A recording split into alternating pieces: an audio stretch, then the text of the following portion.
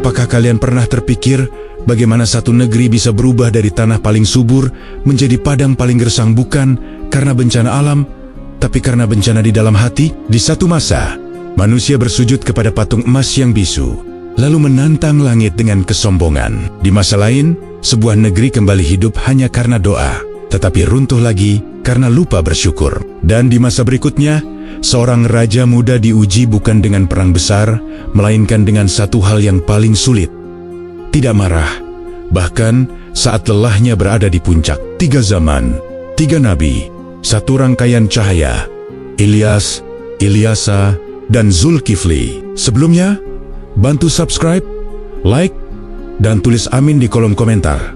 Semoga rezekinya lancar. Amin, ya robbal alamin. Bakabak pernah menjadi negeri yang membuat manusia merasa aman. Lembahnya hijau, tanahnya lembut, dan sungai-sungainya mengalir jernih seperti kaca yang memantulkan langit. Di pagi hari, kabut tipis turun perlahan di antara pepohonan. Disengka ari angin, membawa aroma bunga liar dan tanah basah. Seakan bumi sendiri sedang bertasbih dalam damai. Pada masa-masa awal, Bani Israel mengenal nikmat itu sebagai karunia dari Allah. Mereka pernah hidup dengan kesadaran bahwa rezeki bukan sekadar hasil kerja tangan, melainkan hadiah yang datang dari langit. Nama para nabi terdahulu masih disebut dengan hormat. Mereka paham, kekuatan sejati bukan milik raja, bukan milik pasukan, apalagi milik patung, melainkan milik Tuhan yang esa. Namun waktu punya cara halus untuk mengikis hati. Generasi berganti, ingatan memudar, dan syukur pelen-pelen berubah menjadi kebanggaan. Saat hasil panen melimpah, manusia mulai mengira itu terjadi karena kehebatan mereka sendiri. Saat pasar ramai, mereka lupa bahwa kelapangan bisa ditarik kapan saja. Kemakmuran yang seharusnya melahirkan rendah hati, justru menumbuhkan nafsu untuk merasa lebih tinggi. Di tengah keadaan seperti itu, muncul kekuasaan yang gemar dipuja. Raja Ahab memandang rakyatnya seperti angka, dan memandang langit seperti sesuatu yang bisa ditantang. Ia ingin simbol yang membuat semua orang tunduk. Maka dibangunlah berhala besar, patung berlapis emas yang mereka sebut Baal. Patung itu berdiri di tempat tinggi, mudah terlihat dari segala penjuru, seperti menantang siapapun yang masih menyimpan iman di dalam dada. Ritual-ritual pun menyebar menjadi kebiasaan. Setiap pagi, barisan manusia naik membawa sesaji: gandum, minyak, madu, bahkan darah hewan korban. Dupa dibakar, asap menjepul, dan suara tabu-tabuhan mengguncang udara. Ada tarian, ada sorak, ada nyanyian yang seharusnya menjadi doa, namun justru berubah menjadi pemujaan kepada benda yang tak bernyawa. Yang paling menyedihkan bukan hanya orang dewasa yang larut, tetapi anak-anak mulai dibentuk sejak kecil. Mereka diajarkan menunduk kepada patung, bukan kepada Allah. Mereka diajarkan bahwa keselamatan datang dari emas yang dipahat, bukan dari Tuhan yang menciptakan langit. Lambat laun, rasa malu terhadap kemusyrikan hilang. Yang dulu dianggap salah, kini dianggap wajar. Yang dulu dianggap aib, kini dianggap tradisi. Saat kepercayaan bergeser, akhlak ikut runtuh. Pasar-pasar menjadi kasar, rama-rama menjadi keras, dan lidah manusia mudah melukai. Orang kuat menekan yang lemah, orang kaya menertawakan yang miskin. Mereka merasa aman karena ada raja yang menjaga, padahal yang menjaga hanyalah tembok rapuh bernama kesombongan. Di titik itulah Allah mengutus seorang nabi yang lembut namun tegas. Namanya Ilyas. Ia bukan datang membawa harta, bukan datang membawa pasukan, melainkan membawa satu kalimat yang bisa mengguncang seluruh istana: sembahlah Allah semata. Kalimat sederhana, tetapi bagi orang yang sudah jatuh cinta pada berhala, kalimat itu terdengar seperti ancaman. Ilyas menyaksikan sendiri bagaimana sebuah negeri bisa tampak hidup, tetapi hatinya mati. Ia melihat emas dipuja, sementara kebenaran diusir. Ia melihat manusia mengejar berhala, sementara Allah dilupakan. Dan di balik semua kemewahan itu, Ilyas tahu ada sesuatu yang sedang menunggu di balik langit. Ujian yang akan memaksa mereka memilih, tetap tenggelam dalam kesesatan, atau kembali kepada Tuhan sebelum semuanya terlambat. Pagi itu, Bakabak kembali sibuk dengan rutinitasnya. Asap dupa mengepul dari bukit, tabuhan terdengar dari kejauhan, dan manusia berjalan seperti biasa menuju tempat pemujaan. Namun di antara keramaian itu, hadir satu sosok yang melangkah tanpa membawa sesaji. Wajahnya tenang, Matanya tajam, dan langkahnya mantap. Dialah Ilyas. Utusan yang datang bukan untuk menenangkan, tetapi untuk menyadarkan. Ia berdiri di hadapan kerumunan dengan pakaian sederhana. Tidak ada emas, tidak ada lambang kekuasaan, hanya suara yang jujur dan hati yang teguh. Ketika orang-orang mulai menoleh, Ilyas mengangkat suaranya dan berkata bahwa yang mereka sembah tidak mampu mendengar, tidak mampu memberi, dan tidak mampu melindungi. Kata-katanya memotong udara seperti angin dingin di tengah panas. Sebagian orang terdiam. Ada yang menunduk, ada yang berbisik. Namun, lebih banyak yang tersinggung. Mereka merasa dihina, merasa keyakinannya diserang. Bagaimana mungkin seorang pria sederhana berani menentang tradisi yang telah dijaga raja dan didukung istana? Bagaimana mungkin satu suara kecil menantang suara tabuh yang telah lama menggema? Kabar itu cepat sampai ke telinga Raja Ahab. Di istana yang megah, sang raja tersenyum tipis, senyum orang yang merasa tak tersentuh. Ia memandang Ilyas bukan sebagai nabi, tetapi sebagai gangguan. Baginya, negeri makmur adalah bukti bahwa Baal bekerja. Hujan turun, panen melimpah, dan istana berdiri kokoh. Lalu untuk apa mengubah apa yang sudah dianggap berhasil? Ketika Ilyas kembali menyeru, penolakan berubah menjadi ejekan. Kata-katanya disambut tawa, lemparan, dan ancaman. Ada yang mencibir, ada yang meludah ke tanah. Namun Ilyas tidak membalas dengan amarah. Ia hanya mengulang seruannya dengan nada yang sama, lembut namun tegas. Ia berkata bahwa kebenaran tidak bergantung pada jumlah pengikut dan keselamatan tidak datang dari patung emas. Hari-hari berlalu dan tekanan semakin berat. Di pasar, namanya disebut dengan nada benci. Di rumah-rumah, orang tua melarang anaknya mendengar ucapannya. Namun di sudut-sudut sunyi, benih keraguan mulai tumbuh.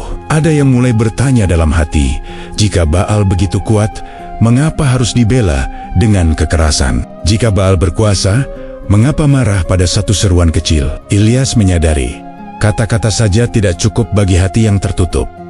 Maka di malam sunyi, ia bangkit untuk berdoa. Ia membersihkan diri, berdiri dalam gelap, dan menengadahkan tangan. Ia memohon agar diberi kekuatan, bukan untuk menang, tetapi untuk menyampaikan amanah. Doanya lirih, penuh harap, dan bebas dari dendam. Keesokan harinya, Ilyas kembali ke tengah kerumunan. Kali ini dengan tantangan yang membuat semua orang terdiam. Ia mengajak untuk membuktikan, bukan dengan perdebatan, tetapi dengan tanda. Jika Baal memang berkuasa, biarlah ia menunjukkan kekuatannya. Dan jika Allah adalah Tuhan yang benar, biarlah kebenaran itu tampak jelas di hadapan semua mata. Usulan itu menyebar seperti api. Orang-orang tertarik, raja merasa tertantang, dan para pemuja berhala merasa yakin. Mereka sepakat memilih sebuah tempat tinggi, lembah yang selama ini menjadi pusat pemujaan. Di sanalah kebenaran akan diuji, bukan dengan pedang, tetapi dengan jawaban dari langit.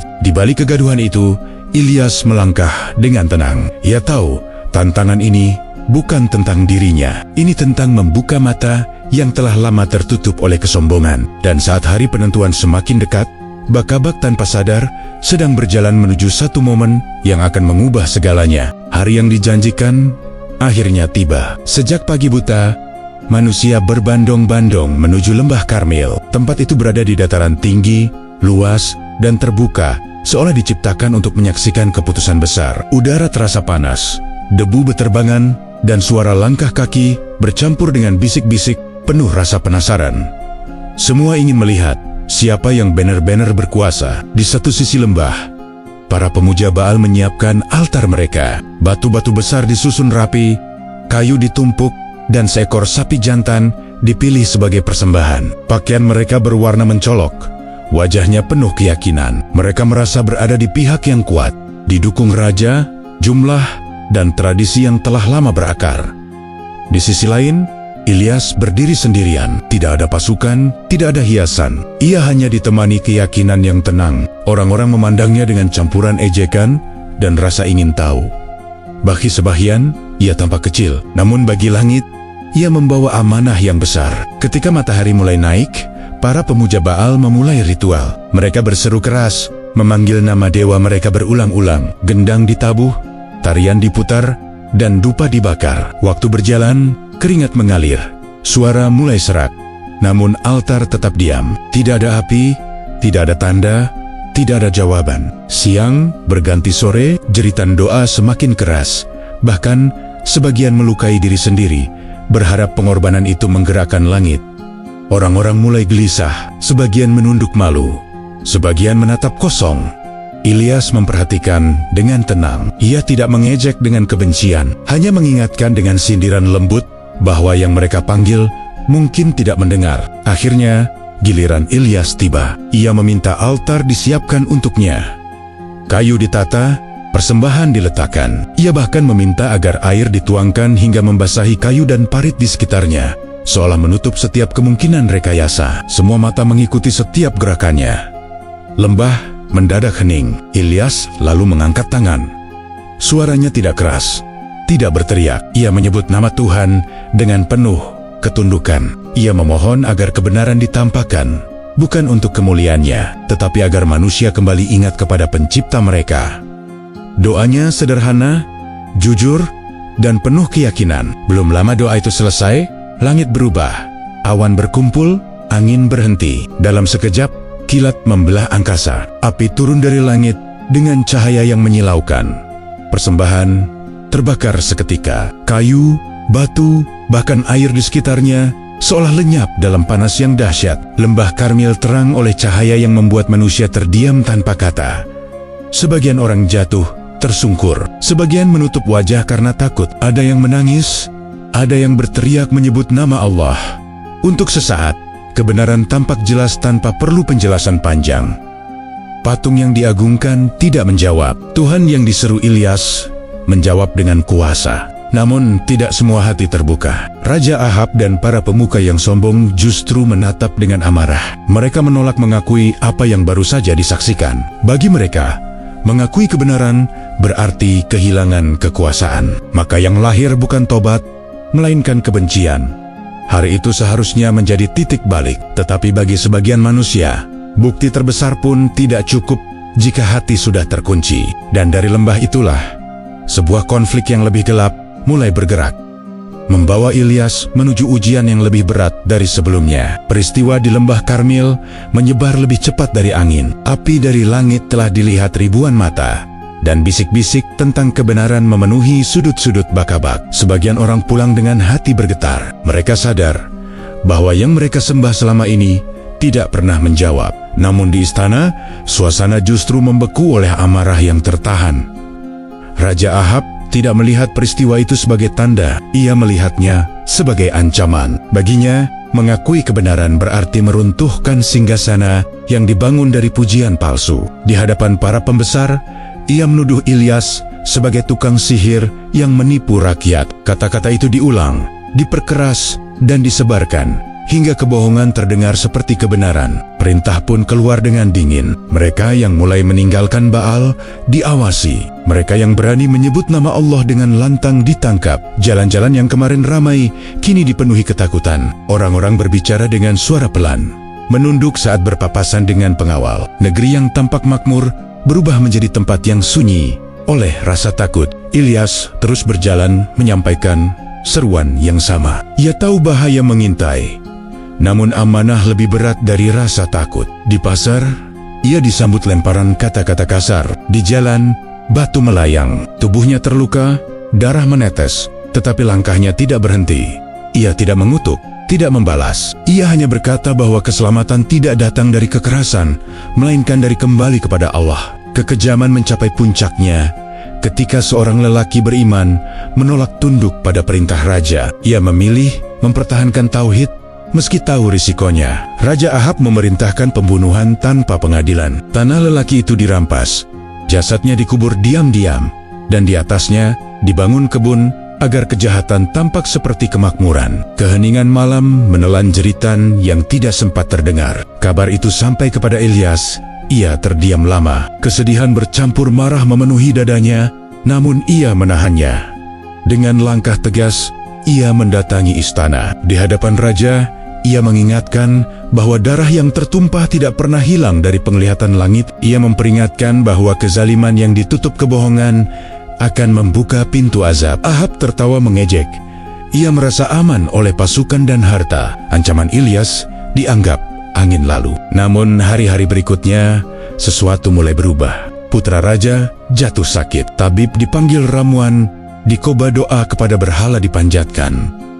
Tidak ada yang menolong. Wajah istana dipenuhi kecemasan yang tidak bisa disembunyikan. Dalam keputusasaan, Ahab memanggil Ilyas. Nada suaranya berubah menjadi memohon. Ia meminta doa, berharap kesembuhan. Ilyas menjawab dengan tenang. Ia menyuruh raja meminta kepada berhala yang selama ini diagungkan.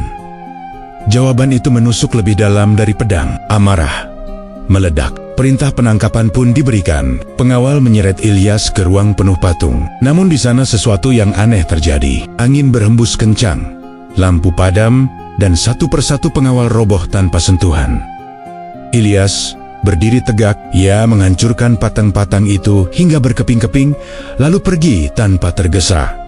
Berita itu menyulut amarah baru. Istri Ahab bersumpah memburu Ilyas sampai mati. Pasukan dikerahkan, lembah dan gunung disisir. Dari titik itu, hidup Ilyas berubah menjadi pelarian panjang. Kebenaran telah ditampakkan, namun manusia memilih menutup mata. Dan ketika kebenaran ditolak, jalan yang tersisa hanyalah kekerasan yang akan memanggil balasan dari langit. Pelarian Ilyas berlanjut dari satu lembah ke lembah lain. Pasukan raja menyisir hutan dan pegunungan, namun setiap kali hampir menemukan jejaknya. Seakan ada tirai tak terlihat yang menutup langkah mereka. Di balik kejaran itu, langit perlahan berubah. Awan jarang singgah, angin menjadi kering, dan matahari terasa lebih menyengat dari biasanya. Alam mulai memberi tanda. Hari-hari berlalu tanpa hujan. Sungai yang dulu jernih menyempit, lalu berubah menjadi alur lumpur. Daun-daun menguning dan gugur sebelum waktunya. Hewan ternak merintih kehausan. Di pasar, harga makanan naik dan wajah-wajah cemas mulai terlihat. Namun, istana masih bersikeras. Mereka mengira ini hanya musim buruk yang akan segera lewat. Ketika kemarau memasuki bulan-bulan panjang, rasa aman palsu runtuh. 3 tahun berlalu tanpa setetes air. Tanah retak seperti pecahnya hati manusia yang keras. Ladang mati, kebun mengering, dan bau debu menutup aroma kehidupan. Orang-orang berlari ke patung Baal, membakar dupa lebih banyak, menari lebih lama, berteriak lebih keras. Tetapi langit tetap bisu. Di tengah keputusasaan itu, ingatan tentang Ilyas kembali muncul. Mereka teringat peringatan yang dulu ditertawakan. Dengan wajah tertunduk, sebagian mendatangi Ilyas. Mereka memohon agar ia berdoa. Suara mereka bergetar, bukan oleh iman, melainkan oleh lapar dan takut. Ilyas mendengarkan dengan tenang. Ia meminta satu syarat yang jelas: hancurkan berhala dan kembali menyembah Allah semata. Untuk pertama kalinya setelah lama patang-patang diruntuhkan, batu-batu emas dihancurkan. Debu berhala beterbangan tertiup angin panas. Ilyas lalu menengadahkan tangan. Doanya sederhana dan jujur. Tidak lama, awan berkumpul. Angin membawa aroma basah. Hujan turun deras, membasahi tanah yang retak. Sungai mengalir kembali. Manusia menangis lega, memuji Tuhan yang mereka lupakan. Negeri kembali hidup. Panen datang, kebun berbuah, dan tawa terdengar lagi. Untuk sesaat, iman tumbuh, doa bergema, dan syukur terucap. Namun, waktu kembali menguji. Saat perut kenyang dan rumah aman, ingatan tentang kemarau memudar. Rasa syukur berubah menjadi kebanggaan. Bisikan lama kembali merayu. Pelan-pelan, patung kecil muncul di sudut rumah. Ritual kecil dilakukan diam-diam. Dari sembunyi-sembunyi menjadi terang-terangan. Berhala Baal dibuat lagi, bahkan lebih megah dari sebelumnya. Mereka berkata, kemarau sudah lewat, bukti bahwa Baal juga bekerja. Ilyas menyaksikan semuanya dengan hati pilu. Ia menyeru lagi, mengingatkan lagi, namun kali ini penolakan lebih keras. Batu kembali dilempar. Ejekan berubah menjadi pukulan. Ilyas diusir dari keramaian. Tubuhnya terluka, tetapi suaranya tetap lembut.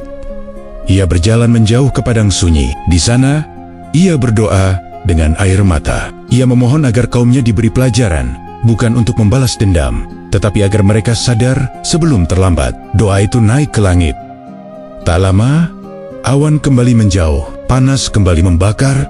Kemarau kedua datang lebih keras dari yang pertama. Kali ini bukan hanya ladang yang mati, tetapi harapan. Orang-orang panik dan mencari kambing hitam. Mereka menuduh Ilyas sebagai pembawa sial. Istana mengumumkan perburuan. Hadiah dijanjikan bagi siapapun yang membawa kepalanya. Dari titik itu, kebencian menutup sisa akal sehat. Janji yang dulu diucap saat hujan turun telah dilupakan, dan kemarau yang datang bukan lagi sekadar ujian alam, melainkan cermin dari hati yang kembali membatu. Perburuan semakin ketat. Ilyas berpindah dari satu tempat ke tempat lain, menjauhi keramaian dan menghindari jejak. Namun kemanapun ia melangkah, bumi seakan mengenalnya. Di tempat ia singgah, tanah yang kering menjadi lembab, tunas kecil muncul, dan buah-buah sederhana tumbuh. Tanda-tanda itu justru memudahkan musuh menebak arah persembunyiannya. Rahmat menjadi penanda, dan penanda menjadi ujian. Di suatu sore yang terik, Ilyas melihat seorang perempuan tua berjalan tertatih di tepi padang. Di tangannya ada kendi kecil berisi air, dan di pangkuannya segenggam gandum. Wajahnya letih, matanya sayu, namun langkahnya tetap maju. Ilyas menghampiri dengan hati-hati dan menyapanya dengan lembut. Perempuan itu bercerita bahwa ia hendak memberi makan anaknya yang kelaparan. Itu adalah sisa terakhir yang mereka miliki. Ilyas memandangnya dengan iba. Ia meminta agar perempuan itu berbagi sedikit untuknya. Permintaan itu terasa berat. Perempuan itu ragu, karena jika ia berbagi, anaknya mungkin tak makan hari itu. Namun ada ketenangan di wajah Ilyas yang membuatnya percaya. Ia menyerahkan sedikit air dan gandum dengan tangan gemetar. Ilyas menengadahkan tangan dan berdoa. Doanya singkat, penuh keyakinan. Ketika perempuan itu kembali ke rumahnya, keajaiban terjadi. Kendi yang tadi hampir kosong terisi kembali. Gandum yang sedikit tak pernah berkurang meski diambil berulang kali. Hari-hari berlalu, dan mereka bertahan di tengah kemarau yang mematikan. Perempuan itu mulai merasakan harapan yang telah lama hilang. Namun, ujian tidak berhenti pada kecukupan. Suatu pagi, anak perempuan itu jatuh sakit. Nafasnya melemah, tubuhnya dingin. Tak lama kemudian, ia meninggal dalam pelukan ibunya. Jerit tangis pecah di rumah kecil itu. Keajaiban yang kemarin memberi hidup, hari ini seolah direnggut. Iman yang baru tumbuh kembali diuji. Ilyas datang dan menyaksikan duka itu. Ia tidak menyalahkan, tidak menjanjikan apa-apa.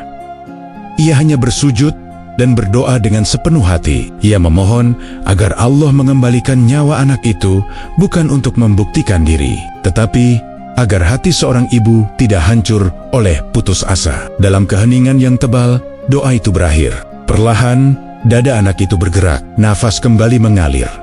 Mata yang tertutup terbuka. Sang ibu menjerit haru dan memeluk anaknya erat-erat. Air mata bercampur syukur mengalir tanpa henti. Bagi perempuan itu, hari itu bukan hanya tentang hidup dan mati, tetapi tentang keyakinan yang menemukan tempatnya kembali. Kabar kecil itu menyebar di kalangan orang-orang yang tersisa. Ada yang diam-diam percaya, ada yang takut mengaku. Sementara itu, perburuan tidak berhenti. Ilyas tahu ia tak bisa tinggal lama. Ia berpamitan dan melanjutkan perjalanan, membawa beban amanah dan doa seorang ibu yang kini beriman sepenuh hati. Dalam pelariannya, Ilyas singgah di rumah sederhana lainnya. Di sana, ia melihat seorang anak lelaki terbaring sakit. Tubuhnya kurus, wajahnya pucat. Ilyas mendoakan kesembuhan, dan dengan izin Allah, anak itu pulih. Anak itu bernama Ilyasa. Sejak hari itu, Ilyasa tumbuh dekat dengan Ilyas, menyerap pelajaran tentang tauhid, kesabaran dan amanah. Waktu berjalan, dan Ilyasa tumbuh menjadi pemuda yang cerdas dan lembut hati. Ilyas membimbingnya dengan tenang, tanpa banyak kata. Hingga suatu hari, Ilyas menghilang. Tidak ada perpisahan besar, tidak ada pengumuman, hanya sunyi yang tersisa, dan sebuah tugas yang kini berpindah tangan. Di balik kemarau dan kejaran, dari sedikit yang tersisa, Allah menumbuhkan penerus. Ujian datang silih berganti, namun cahaya tidak padam. Ia hanya berpindah dari satu hati ke hati berikutnya. Kepergian Ilyas meninggalkan sunyi yang berat. Tidak ada yang tahu kemana ia pergi. Sebagian berkata, ia wafat. Sebagian lain meyakini Allah mengangkatnya. Yang tersisa hanyalah jejak doa dan kenangan tentang keberanian yang lembut. Sementara itu, negeri Bakabak kian rapuh. Kekeringan, kelaparan dan ketakutan menyatu menjadi keseharian. Istana kehilangan wibawa dan rakyat kehilangan arah. Di tengah puing-puing itu, Ilyasa berdiri. Ia masih muda, namun tatapannya jernih. Ia telah melihat kemarau yang membunuh, doa yang menghidupkan, dan iman yang diuji hingga batasnya. Ia tahu Berdakwah bukan tentang suara keras, melainkan tentang keteguhan langkah. Maka ia mulai melangkah, bukan dengan kemarahan, melainkan dengan penataan yang sabar. Ilyasa mendatangi rumah-rumah yang tersisa. Ia menguatkan yang lemah, menenangkan yang takut, dan mengingatkan yang lalai. Kata-katanya sederhana dan mudah dipahami. Ia tidak menuntut perubahan seketika. Ia menanam sedikit demi sedikit. Bagi mereka yang kehilangan segalanya, ia hadir sebagai pengingat bahwa Allah belum pergi. Ketika kabar tentang kepemimpinannya menyebar, sebagian meremehkan. Mereka menganggapnya terlalu lembut untuk zaman yang keras. Namun Ilyasa tidak terpancing. Ia memilih bekerja dalam diam. Ia mengatur pembagian air yang tersisa, menata ladeng-ladeng yang mungkin ditanami kembali, dan menyatukan orang-orang yang masih mau mendengar. Lalu, seperti embun yang turun pelan, perubahan mulai terlihat.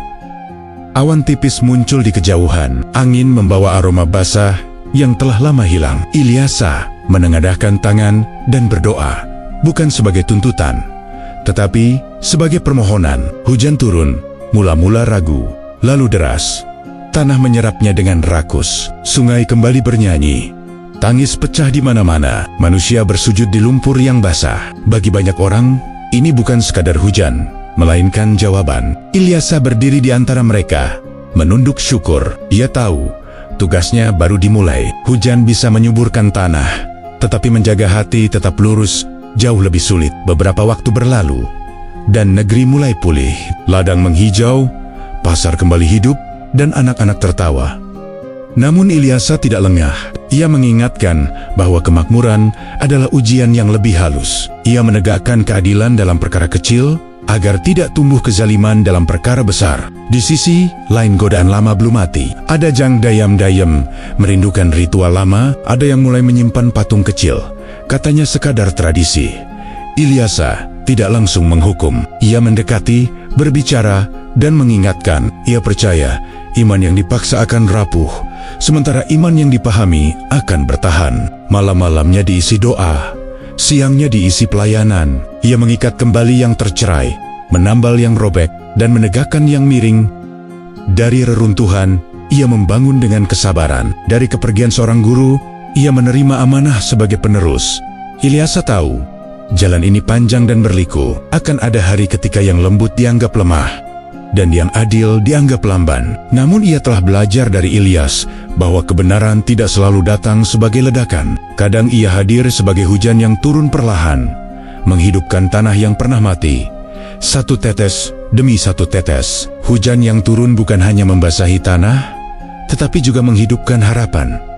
Bak-bak perlahan bangkit. Ladang-ladang kembali hijau, sungai mengalir dengan suara lembut, dan pasar ramai oleh langkah orang-orang yang dulu berjalan dengan kepala tertunduk. Anak-anak berlari di tepi kebun, tawa mereka menggantikan keluh yang lama mengisi udara. Negeri yang nyaris mati, kini bernapas lagi. Ilyasa memimpin dengan tenang. Ia menata kehidupan dengan aturan yang adil, membagi air dan hasil panen secara seimbang, serta memastikan yang lemah tidak tertinggal. Ia tahu, setelah bencana, manusia mudah bersyukur. Namun ia juga tahu, saat perut kenyang, manusia mudah lupa. Maka, setiap kesempatan ia gunakan untuk mengingatkan bahwa nikmat adalah amanah, bukan hak mutlak. Pada awalnya, peringatan itu didengar. Rumah-rumah kembali dipenuhi doa. Nama Allah disebut di ladang dan di pasar. Orang-orang merasa aman karena mereka telah melewati masa paling gelap. Namun, waktu bergerak pelan, dan ingatan manusia tidak selalu setia. Ketika panen berulang dan hujan turun teratur, rasa waspada mengendur. Godaan tidak datang dengan wajah buruk, ia datang sebagai nostalgia. Ada yang berkata, patung kecil itu hanya simbol budaya, bukan sesembahan. Ada yang beralasan, ritual lama hanya tradisi leluhur, tidak mengganggu iman. Dari sudut-sudut rumah benda-benda lama muncul kembali. Awalnya disembunyikan, lalu dibiarkan, lalu dirayakan kecil-kecilan. Ilyasa mendengar kabar itu. Ia tidak meledak marah. Ia mendatangi mereka satu persatu. Ia bertanya dengan lembut, mengapa hati yang telah diselamatkan ingin kembali terikat pada batu dan kayu? Sebagian terdiam, sebagian berkelit. Ada yang merasa tersinggung, menganggap Ilyasa terlalu ketat untuk zaman yang sudah aman. Seiring waktu, kelompok kecil itu membesar. Mereka mulai berkumpul di tempat tinggi, menyalakan dupa, dan menyanyikan nyanyian lama. Bagi mereka, kemakmuran adalah bukti bahwa apapun bisa berjalan bersama. Mereka berkata, Tuhan yang esa dan tradisi lama dapat berdampingan. Kata-kata itu terdengar damai, namun menyimpan retak yang berbahaya. Ilyasa kembali mengingatkan di hadapan banyak orang. Ia berbicara tentang kemarau yang pernah mematikan, tentang hujan yang turun setelah tobat, dan tentang janji yang diucapkan di tanah basah. Ia tidak mengancam, ia mengajak mengingat, namun sebagian menertawakan. Mereka berkata, bencana itu masa lalu, tidak akan kembali. Hari demi hari peringatan diabaikan. Ilyasa merasakan berat di dadanya. Ia melihat tanda-tanda lama muncul kembali. Ketidakadilan kecil dibiarkan, lalu membesar. Yang kuat mulai menekan yang lemah. Rasa syukur berganti kesombongan. Dan ketika hati mengeras, telinga menutup. Malam itu, Ilyasa berdoa lama. Ia memohon petunjuk, bukan pembalasan. Ia tahu, memimpin di masa makmur lebih sulit daripada memimpin di masa krisis. Krisis menyatukan, kemakmuran memecah. Ia memohon agar Allah menjaga negeri itu dari azab dan menjaga dirinya dari keputusasaan. Namun doa juga membawa peringatan. Tanda-tanda alam mulai berubah. Angin mengering lebih cepat dari biasanya. Embun pagi jarang muncul. Ilyasa mengerti, waktu peringatan hampir habis. Ia berdiri di hadapan kaumnya sekali lagi, menyampaikan pesan terakhir dengan suara yang tenang namun tegas. Ia berkata bahwa nikmat bisa diangkat sebagaimana ia diturunkan, bahwa iman yang dicampur kesyirikan akan rapuh, dan bahwa memilih kembali kepada kebiasaan lama berarti mengundang ujian lama. Sebagian mendengar dengan takut, sebagian berpaling dengan angkuh. Di titik itu, Bakabak berdiri di persimpangan. Jalan kembali kepada tauhid terbuka, namun jalan menuju pengulangan kesalahan juga menganga. Dan sejarah, seperti air, akan mengalir ke arah yang dipilih manusia sendiri. Di tengah tanda-tanda yang mulai berubah, Ilyasa tidak berhenti berbuat baik. Ia tahu, iman tidak hanya dijaga dengan peringatan, tetapi juga dengan teladan dan pertolongan nyata. Pada masa sulit itu, datang kabar tentang seorang panglima dari negeri jauh yang menderita penyakit berat. Kulitnya rusak, tubuhnya lemah, dan tak satupun tabib mampu menyembuhkan. Dalam keputusasaan, ia datang menemui Ilyasa dengan harapan terakhir. Ilyasa menyambutnya tanpa kemegahan. Ia tidak menawarkan ramuan ajaib, tidak pula meminta bayaran. Ia hanya memberi perintah sederhana yang terdengar aneh bagi telinga manusia. Ia menyuruh sang panglima mandi di sungai sebanyak beberapa kali. Perintah itu sempat diragukan, namun karena harapannya tinggal sedikit, ia menuruti dengan hati yang pasrah. Ketika ia menyelesaikan perintah itu, keajaiban terjadi. Penyakitnya lenyap, kulitnya kembali bersih, kekuatan kembali ke tubuhnya. Sang panglima tersungkur bersyukur. Ia mengakui bahwa kesembuhan itu bukan karena air, melainkan karena kuasa Allah.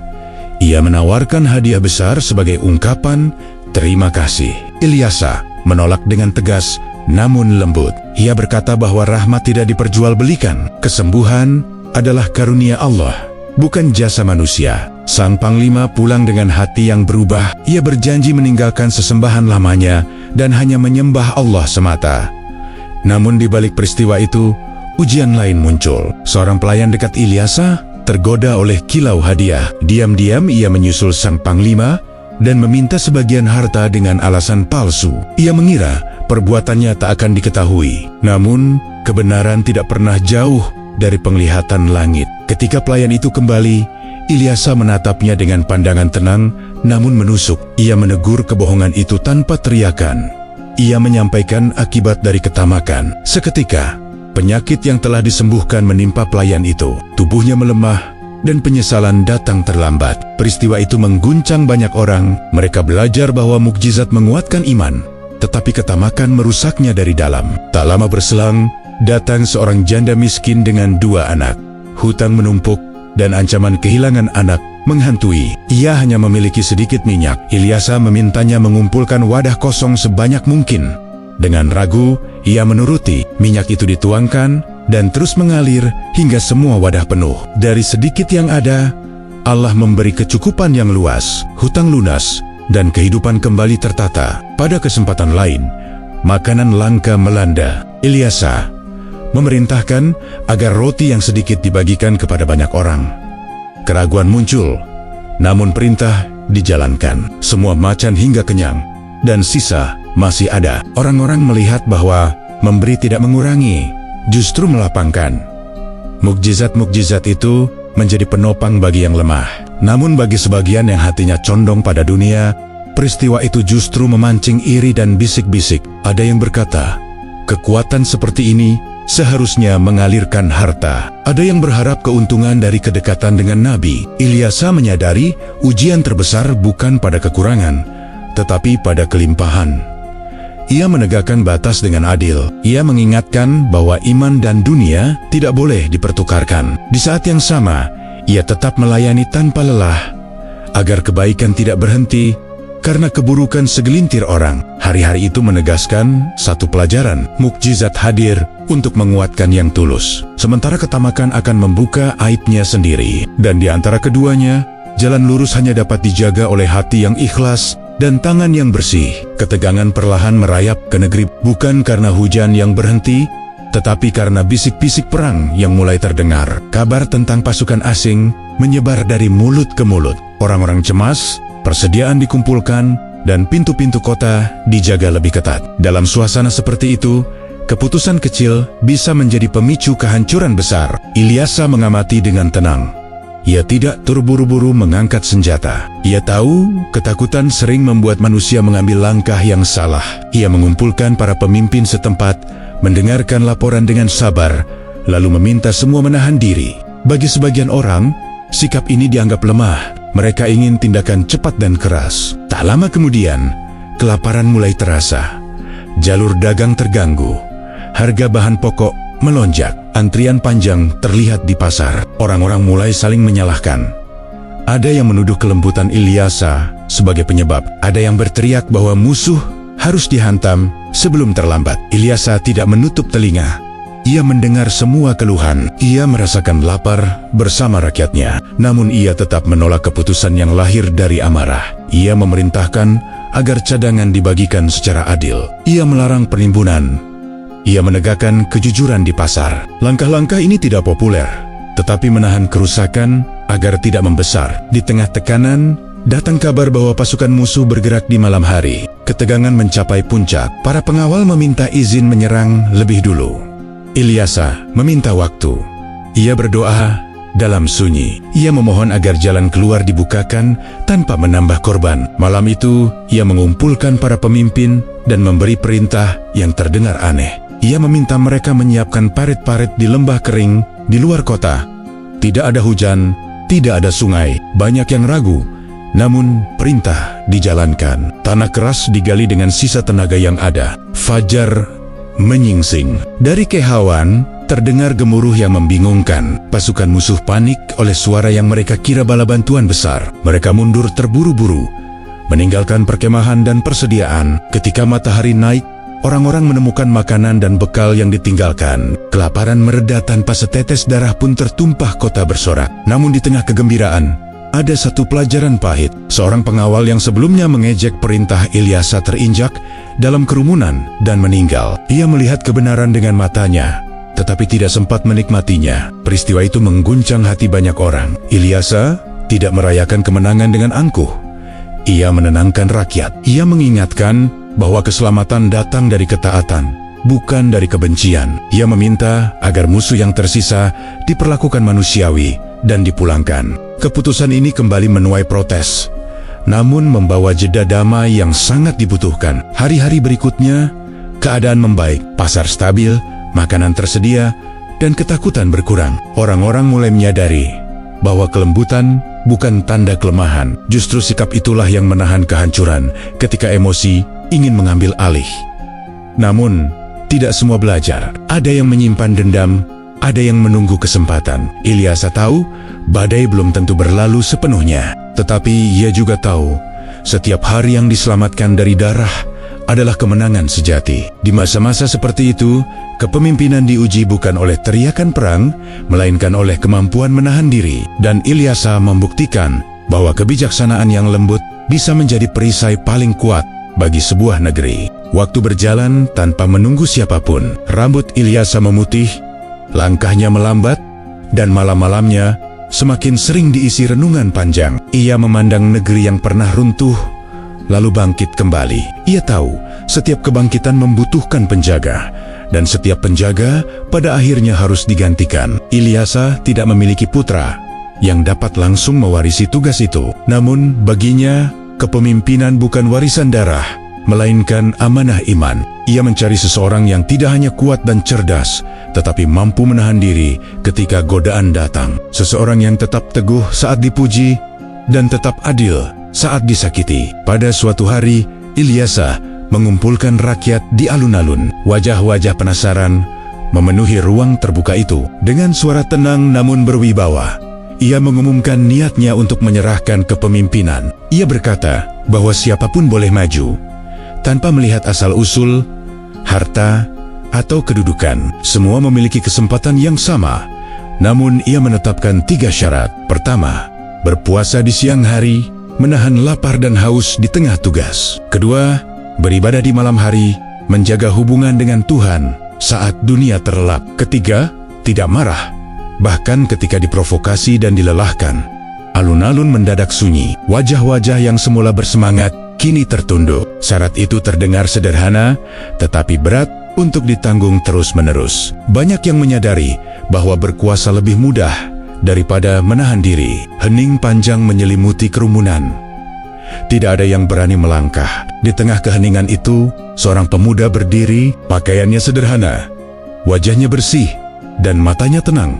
Namanya Bashar. Ia menyatakan kesanggupan menjalani 3 syarat itu. Bisik-bisik terdengar. Sebagian meremehkan karena usianya muda, sebagian meragukan keteguhannya. Ilyasa menatap Bashar lama. Ia mengulangi pengumuman itu, memberi kesempatan kedua. Tidak ada yang bergerak. Bashar kembali berdiri dengan ketenangan yang sama. Untuk ketiga kalinya, Ilyasa memberi kesempatan terakhir. Sekali lagi, hanya Bashar yang berdiri. Ilyasa mendekatinya dan bertanya dengan suara yang lembut namun tegas, apakah ia benar-benar sanggup berpuasa di siang hari, beribadah di malam hari, dan tidak marah? Bashar menjawab tanpa ragu. Ia berkata bahwa semua itu telah menjadi kebiasaannya, bukan paksaan. Hati Ilyasa luluh. Ia melihat ketulusan yang tidak dibuat-buat. Ia melihat kesabaran yang tidak mencari panggung. Di hadapan rakyat, ia menyerahkan amanah itu kepada Bashar dan memberinya gelar Zulkifli, yang berarti penanggung janji. Pengumuman itu disambut beragam reaksi. Ada yang bersyukur, ada yang ragu, ada yang iri. Namun Ilyasa tahu, ujian sesungguhnya baru akan dimulai. Ia mendoakan penerusnya agar tetap rendah hati saat dipuji dan tetap tenang saat diserang. Zulkifli menerima amanah itu dengan sujud syukur. Ia tidak berjanji tentang kemakmuran instan, tetapi berjanji menjaga keadilan. Ia tidak menjanjikan kemenangan tanpa luka, tetapi berjanji menahan amarah. Di hadapan rakyat, ia memulai langkah pertamanya dengan senyap. Malam itu, Ilyasa beristirahat dengan lega. Ia tahu cahaya tidak padam. Ia hanya berpindah tangan dari seorang nabi yang menata reruntuhan kepada seorang pemuda yang siap menanggung janji. Dan di balik tepuk tangan dan keraguan, sejarah mulai membuka babak baru. Babak tentang kepemimpinan yang diuji bukan oleh kekuatan lengan, melainkan oleh kemampuan menahan diri. Babak tentang seorang penanggung janji yang akan segera diuji oleh hari-hari paling melelahkan. Hari pertama Zulkifli memimpin terasa sunyi. Tidak ada perayaan besar, tidak ada arak-arakan. Ia memilih duduk di ruang pengadilan sejak pagi, membuka pintu selebar-lebarnya bagi siapapun yang ingin mengadu. Wajahnya tenang, ucapannya pelan, dan pendengarannya penuh. Banyak orang terkejut. Mereka mengira pemimpin muda akan tergesa, menunjukkan wibawa. Namun Zulkifli justru menunjukkan ketenangan. Ia memulai hari dengan puasa. Matahari naik, udara menghangat, dan perut menahan lapar. Di saat yang sama, perkara datang silih berganti. Sengketa tanah, perselisihan dagang, tuduhan dan pembelaan. Zulkifli mendengar satu persatu tanpa memotong. Ia menimbang bukti dengan jernih, menegakkan hukum tanpa memihak. Ketika suara meninggi, ia menurunkannya dengan kata yang lembut. Menjelang siang, kelelahan mulai terasa. Namun, Zulkifli tidak beristirahat panjang. Ia hanya mengambil jeda singkat, lalu kembali duduk hingga sore. Orang-orang mulai berbisik. Mereka menguji kesabarannya dengan pertanyaan berulang. dengan tuntutan yang sama diucapkan berkali-kali. Ada yang sengaja memancing emosi, ingin melihat apakah janji itu benar. Malam tiba dan kota mulai tenang. Saat orang-orang pulang untuk beristirahat, Zulkifli justru bangkit untuk ibadah. Ia berdiri lama dalam sunyi, memohon agar amanah ini tidak membuatnya lalai. Baginya, kekuasaan bukan alasan untuk tidur nyenyak, melainkan panggilan untuk berjaga. Malam-malamnya menjadi pagar bagi siang yang berat. Hari-hari berikutnya, ujian datang lebih halus. Pujian mulai mengalir. Orang-orang menyebutnya pemimpin ideal. Beberapa datang membawa hadiah. Berharap kedekatan, Zulkifli menolak dengan senyum. Ia tahu, pujian bisa sama berbahayanya dengan hinaan. Ia menjaga jarak agar keputusan tetap bersih. Namun tidak semua menerima. Ada yang merasa tersisih. Ada yang iri melihat pemuda sederhana memegang tampuk kekuasaan. Fitnah mulai beredar. Kata-kata dipelintir. Keputusan disalahartikan. Zulkifli mendengar semuanya. Dadanya sesak, tetapi ia menahan. Ia memilih menjawab dengan kerja yang konsisten, bukan dengan kemarahan. Suatu hari, seorang lelaki datang dengan suara keras, menuduh di hadapan banyak orang. Tuduhan itu tidak berdasar, namun disampaikan dengan emosi. Kerumunan menunggu reaksi. Zulkifli mendengarkan sampai selesai. Ia meminta bukti dengan tenang. Ketika bukti tak ada, ia menjelaskan keputusan dengan jelas. Lelaki itu pergi tanpa jawaban yang ia harapkan, namun juga tanpa permusuhan baru. Kelelahan menumpuk. Puasa siang hari, ibadah malam, dan tugas tanpa henti menggerogoti tubuh. Ada saat ketika matanya berat dan langkahnya melambat, namun setiap kali ingin menyerah, ia teringat janji yang ia ucapkan di hadapan rakyat dan Tuhannya. Ia menahan diri, bukan karena kuat, tetapi karena yakin. Perlahan, rakyat mulai melihat perbedaan. Mereka merasakan keadilan yang konsisten. Mereka melihat pemimpin yang tidak berubah saat lelah, tidak naik suara saat ditekan. Kepercayaan tumbuh, bukan karena pidato, melainkan karena keteladanan. Zulkifli belajar bahwa memimpin bukan tentang memenangi perdebatan, tetapi tentang menjaga hati agar tidak dikuasai amarah. Setiap hari menjadi latihan, setiap masalah menjadi pengingat, dan di balik kelelahan yang sunyi, ia menepati satu demi satu janji yang telah diikatkan pada namanya. Hari-hari Zulkifli semakin padat. Sejak fajar hingga sore, ia duduk di ruang pengadilan, mendengarkan perkara demi perkara. Suaranya tetap tenang, matanya tetap jernih, meski tubuhnya mulai menuntut istirahat. Puasa yang ia jalani bukan sekadar menahan lapar, tetapi menahan dorongan untuk berhenti. Ketika malam tiba, ia menutup hari dengan ibadah, memohon agar hatinya tidak tergelincir oleh lelah. Di tengah ritme yang berat itu, datang gangguan yang tidak terduga. Pada suatu siang, tepat saat Zulkifli hendak merebahkan diri sebentar, terdengar ketukan pelan di pintu. Ia membuka, dan berdirilah seorang kakek tua dengan wajah letih dan suara serak. Kakek itu mengaku teraniaya, meminta keadilan. Zulkifli mempersilakan masuk, mendengarkan cerita panjang yang berulang-ulang. Waktu istirahat habis, namun tidak ada satu kata pun keluhan dari sang pemimpin. Zulkifli lalu berkata dengan lembut agar kakek itu datang ke pengadilan sore nanti. Tempat perkara dapat diselesaikan secara adil. Kakek itu mengangguk dan pergi. Sore hari, Zulkifli menunggu. Ia menoleh ke pintu, menanti. Namun, kakek itu tidak datang. Malam pun tiba, dan Zulkifli pulang dengan pikiran tenang. Ia berbaik sangka, mungkin orang tua itu berhalangan. Keesokan harinya, kejadian serupa terulang. Siang yang terik, tubuh yang lelah, dan ketukan di pintu. Kakek tua yang sama muncul dengan keluhan yang sama. Ceritanya diputar, ditambah tangisan palsu, seolah luka dunia menumpuk di pundaknya. Zulkifli kembali mendengarkan tanpa memotong. Ketika waktu habis, ia kembali meminta agar perkara dibawa ke pengadilan sore. Sekali lagi, kakek itu menghilang. Zulkifli menunggu hingga senja, namun tidak ada yang datang.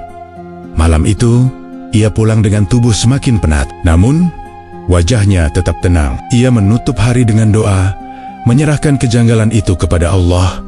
Hari ketiga tiba, dan kelelahan mencapai puncak. Zulkifli meminta penjaga agar tidak mengizinkan siapapun mengganggunya saat istirahat. Ia berbaring berharap tidur singkat memulihkan tenaga. Baru saja matanya terpejam, ketukan terdengar lagi. Suara yang sama, lirih dan memelas. Zulkifli bangkit, heran bagaimana seseorang bisa melewati penjagaan. Ia membuka pintu, dan kakek tua itu kembali berdiri di hadapannya. Zulkifli menoleh ke penjaga. Mereka bersumpah tidak melihat siapapun. Hatinya bergetar. Ia menatap kakek itu lebih tajam, lalu bertanya dengan suara tenang namun tegas, siapa sebenarnya dirinya? Kakek itu terdiam.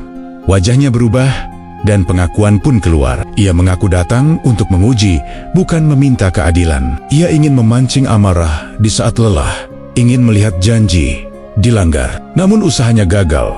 Zulkifli tidak marah, tidak membentak, tidak menghina. Ia tetap tenang. Bahkan ketika hak istirahatnya dirampas berulang kali, pengakuan itu mengakhiri gangguan. Sosok itu pergi, meninggalkan keheningan. Zulkifli menutup pintu dan duduk sejenak. Ia tidak merasa menang, tidak pula bangga. Ia hanya bersyukur karena diberi kekuatan untuk menahan diri. Ia tahu, ujian terbesar sering datang saat manusia paling lemah. Sejak hari itu, Zulkifli semakin waspada pada hal-hal kecil. Ia memahami bahwa kesabaran bukan hanya tentang menghadapi musuh besar, tetapi tentang menjaga hati dari letupan. Sekejap, ketukan yang berulang telah berlalu, namun pelajarannya menetap bahwa janji dijaga bukan saat mudah, melainkan saat lelah menuntut balasan. Setelah peristiwa ketukan yang berulang itu, suasana negeri terasa lebih tenang. Tidak ada gejolak besar, tidak ada ancaman terbuka. Namun justru di masa seperti itulah, Zulkifli merasakan ujian yang lebih dalam. Bukan lagi datang dari luar, melainkan dari dalam diri. Ia menyadari bahwa kesabaran yang diuji diam-diam sering lebih berat daripada kesabaran yang diuji di hadapan banyak orang. Zulkifli memperketat disiplin dirinya. Ia menata waktu dengan lebih rapi, memberi ruang istirahat tanpa melalaikan amanah. Puasanya tetap dijaga, ibadah malamnya tetap panjang. Ia belajar bahwa menjaga diri bukan berarti memaksakan tubuh hingga runtuh, tetapi menempatkan segala sesuatu pada porsinya. Dengan cara itu, amarah tidak menemukan celah. Hari-hari berlalu, dan perubahan mulai terlihat pada rakyat. Mereka yang dulu gemar memancing emosi, kini segan. Mereka yang dulu meragukan, kini menghormati. Wibawa Zulkifli tidak dibangun oleh suara keras, tetapi oleh konsistensi yang tenang. Orang-orang mulai meniru caranya berbicara, menahan kata saat marah, dan menimbang sebelum bertindak. Suatu hari, terjadi perselisihan besar antara dua kelompok pedagang. Tuduhan saling curang memanas, dan hampir berujung bentrokan. Zulkifli memanggil perwakilan kedua pihak. Suasana ruang pengadilan tegang. Kata-kata tajam meluncur, tangan mengepal, dan wajah memerah. Banyak yang menunggu apakah Zulkifli akan meninggikan suara. Ia tidak melakukannya. Zulkifli meminta semua duduk dan menarik napas. Ia menyusun fakta satu persatu, memisahkan emosi dari bukti. Keputusan diambil dengan adil, tanpa memihak. Kedua pihak keluar dengan wajah tertunduk, bukan karena kalah, tetapi karena sadar. Bentrokan pun sirna. Berita tentang keputusan itu menyebar. Rakyat mulai percaya bahwa keadilan tidak harus keras untuk menjadi tegas. Mereka melihat bahwa menahan diri justru memberi ruang bagi akal untuk bekerja. Dari hari ke hari, tingkat kekerasan menurun. Perkara diselesaikan dengan musyawarah. Amarah tidak lagi menjadi bahasa utama. Namun ujian terakhir datang dalam bentuk yang mengejutkan. Pada sebuah pertemuan besar, seorang tokoh berpengaruh mencoba mempermalukan Zulkifli di hadapan umum. Ia mengungkit usia muda, mempertanyakan kewenangan, dan menyindir dengan kata-kata pedas. Kerumunan menahan napas, banyak yang siap membela, banyak pula yang menunggu ledakan. Zulkifli berdiri tenang. Ia mendengarkan hingga selesai, lalu ia menjawab singkat, tanpa menyebut nama, tanpa menyerang balik. Ia berkata bahwa amanah tidak diukur dari usia, tetapi dari kejujuran. Ia mengakui kekurangan dirinya dan mengajak siapapun yang punya kebenaran untuk menyampaikannya dengan adab. Keheningan menyelimuti tempat itu. Tokoh yang mencoba mempermalukan justru kehilangan pijakan. Ia pergi tanpa tepuk tangan, sementara Zulkifli tetap berdiri, tidak mencari simpati, tidak menuntut pengakuan. Wibawa yang lahir dari pengendalian diri terasa kuat, meski tanpa sorak. Sejak saat itu, wibawa Zulkifli tidak lagi diperdebatkan. Ia menaklukkan sesuatu yang lebih sulit daripada musuh di luar, yaitu gejolak di dalam diri. Ia membuktikan bahwa kemenangan sejati adalah ketika amarah tidak memimpin keputusan. Pelajaran itu menutup satu bab penting, bahwa kekuasaan yang paling kokoh bukan yang menundukkan orang lain, melainkan yang menundukkan diri sendiri. Dari sanalah lahir wibawa yang tidak mudah runtuh. Dan dari sanalah sebuah negeri menemukan ketenangan yang tahan lama. Ketentraman yang terbangun di negeri itu tidak datang tanpa harga. Semakin lama Zulkifli memimpin dengan adil dan tenang, semakin sedikit orang yang berani menentangnya secara terang-terangan. Namun bukan berarti ujian telah selesai. Justru pada masa inilah, ujian terakhir datang dengan cara yang paling sunyi, melalui kelelahan, kesendirian, dan rasa sepi yang hanya dipahami oleh seorang pemimpin. Hari-hari Zulkifli dipenuhi amanah. Sejak fajar, ia telah mendengar perkara rakyat, dari sengketa tanah, perselisihan keluarga, hingga urusan perdagangan dan keamanan negeri. Siangnya ia berpuasa, menahan lapar dan dahaga. Malamnya ia berdiri lama dalam ibadah, memohon agar Allah menjaga hatinya dari kesombongan dan kelalaian. Tubuhnya semakin renta, namun jiwanya tetap teguh. Pada suatu malam, ketika negeri terlelap dalam keheningan, Zulkifli duduk sendiri di ruang istana yang sederhana. Ia menatap pelita yang menyala redup. Dalam diam itu, muncul perasaan yang jarang ia akui. Rasa lelah yang dalam, bukan lelah badan, melainkan lelah memikul tanggung jawab manusia. Ia menyadari bahwa keadilan bukan hanya soal keputusan, tetapi tentang kesabaran yang terus diuji tanpa henti. Di saat itulah datang kabar dari perbatasan. Sekelompok orang berbuat zalim, merampas hak kaum lemah, lalu berlindung di balik nama tokoh besar. Mereka yakin tidak akan tersentuh hukum. Rakyat kecil datang dengan wajah penuh takut dan harap. Mereka tidak membawa harta, tidak membawa pengaruh, hanya membawa kepercayaan pada keadilan sang raja. Zulkifli mendengar laporan itu dengan hati yang berat. Ia tahu, keputusan kali ini akan menentukan arah negeri. Hikayat lunak kezaliman akan tumbuh. Jika ia keras tanpa hikmah, luka baru akan tercipta. Malam itu ia tidak tidur. Ia memilih memperpanjang doa, memohon petunjuk agar tidak tergelincir oleh emosi atau tekanan. Keesokan harinya, ia memerintahkan agar perkara itu dibuka secara terbuka. Semua pihak dihadirkan. Tokoh-tokoh berpengaruh datang dengan penuh percaya diri. Mereka berbicara lantang, mencoba menekan suasana. Sementara rakyat kecil berdiri gemetar, nyaris tidak berani mengangkat wajah. Zulkifli tidak terpengaruh. Ia mendengar semua pihak dengan tenang. Ia meminta bukti, memanggil saksi, dan menimbang dengan hati-hati. Ketika kebenaran tersingkap, kezaliman itu tidak bisa disangkal. Saat itulah Zulkifli menjatuhkan keputusan, tegas, adil, dan tanpa pandang bulu.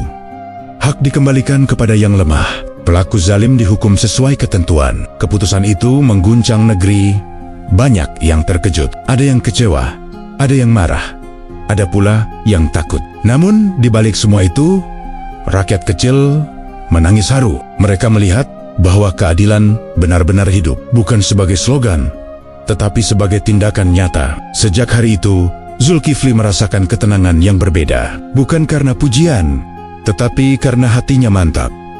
Ia tahu telah menunaikan amanah dengan jujur. Ia tahu, jika hari esok adalah akhir hidupnya, ia tidak membawa penyesalan besar. Di usia yang kian senja, Zulkifli semakin sering menyendiri dalam ibadah. Ia tidak mengejar warisan nama, tidak mengejar kemegahan. Ia hanya berharap, kelak ketika berdiri di hadapan Tuhannya, ia bisa berkata bahwa ia telah berusaha adil dan sabar semampunya.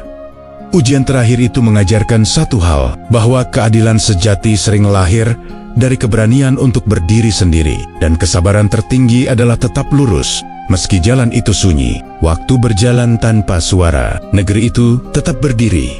Pasar tetap ramai, ladang tetap hijau. Namun bagi Zulkifli, setiap fajar yang terbit terasa semakin bermakna. Ia tahu, hidup tidak diukur dari panjangnya hari, melainkan dari jejak yang ditinggalkan di hati manusia. Ia tidak lagi sibuk membuktikan apapun.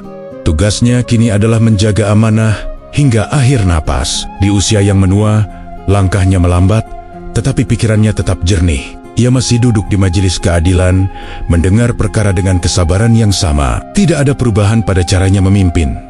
Tidak ada kemewahan baru. Tidak ada jarak yang ia ciptakan dengan rakyat. Ia tetap sederhana, seperti hari pertama ia menerima amanah itu. Rakyat melihat perubahan yang halus, namun nyata. Anak-anak tumbuh tanpa takut pada kekerasan. Perselisihan diselesaikan dengan musyawarah. Orang-orang mulai menahan diri, sebelum berkata kasar. Mereka belajar bahwa ketenangan seorang pemimpin bisa menjadi teladan bagi seluruh negeri. Tanpa disadari, kesabaran Zulkifli telah menular. Suatu sore, ia berjalan perlahan di halaman istana. Angin berhembus lembut, ia memandang langit dengan mata yang tenang. Dalam hatinya, ia bersyukur, bukan karena keberhasilan besar, tetapi karena Allah menjaga hatinya dari kesombongan. Ia teringat masa-masa sulit, ujian yang datang bertubi-tubi, dan godaan yang hampir menjatuhkan. Semua itu terasa jauh, namun pelajarannya tetap dekat. Pada malam yang hening, Zulkifli mengumpulkan orang-orang terdekatnya. Ia tidak memberi wasiat panjang. Ia hanya mengingatkan satu hal, bahwa kekuasaan adalah titipan, bahwa keadilan harus dijaga meski tidak ada yang melihat, dan bahwa kesabaran bukan kelemahan, melainkan kekuatan yang paling sulit ditaklukkan. Beberapa waktu kemudian, Zulkifli jatuh sakit. Tidak ada kegemparan, tidak ada kepanikan. Ia menghadapinya dengan tenang, sebagaimana ia menghadapi hidup. Rakyat datang mendoakan dari kejauhan. Mereka tidak menuntut mukjizat, mereka hanya berharap semoga pemimpin mereka diberi akhir yang baik. Dalam sakitnya, Zulkifli tetap berzikir. Bibirnya bergerak pelan, hatinya terhubung kepada Tuhan yang selama ini ia andalkan. Tidak ada keluhan, tidak ada penyesalan. Ia telah menepati janji yang pernah ia ucapkan. Berpuasa di siang hari, beribadah di malam hari, dan menahan amarah sepanjang hidupnya. Ketika waktunya tiba, Zulkifli pergi dengan damai. Tidak ada tanda-tanda luar biasa yang menggemparkan. Namun, ada sesuatu yang lebih besar. Negeri itu tetap tegak. Nilai-nilai yang ia tanam tetap hidup. Orang-orang mengenangnya bukan karena kekuasaan, tetapi karena akhlak. Setelah kepergiannya, banyak yang mencoba meniru caranya memimpin. Tidak semua berhasil. Namun satu hal tak terbantahkan, standar keadilan telah berubah. Rakyat tahu pemimpin seharusnya seperti apa. Mereka pernah melihat contoh nyata, bukan sekadar janji. Warisan Zulkifli bukan istana, bukan harta, bukan nama besar. Warisannya adalah keteladanan, bahwa manusia bisa berkuasa tanpa angkuh, bahwa keadilan bisa ditegakkan tanpa amarah, dan bahwa kesabaran, jika dijaga dengan iman, akan melahirkan ketenangan yang panjang. 3 zaman telah berlalu. 3 nabi telah menunaikan amanahnya. Dari seruan yang mengguncang, kebimbingan yang menenangkan, hingga keteladanan yang meneguhkan. Semuanya terhubung dalam satu cahaya. Cahaya yang mengajak manusia kembali kepada Tuhan dengan hati yang jujur dan jiwa yang sabar.